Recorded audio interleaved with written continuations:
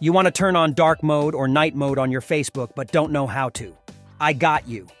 Before doing anything, make sure you're updated to the latest version of the app. After that's done, open the app and look for your profile button, which will be located at the upper right area. Press on that, and you should be redirected to the menu section of your profile. Again, at the upper right area, you should see a gear or settings icon. Press on that, and it will lead you directly to the settings section.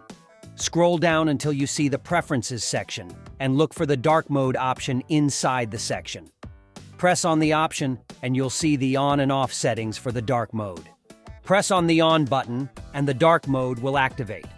If you change your mind, pressing on the off button is just as fast. There is also an option to use with system settings.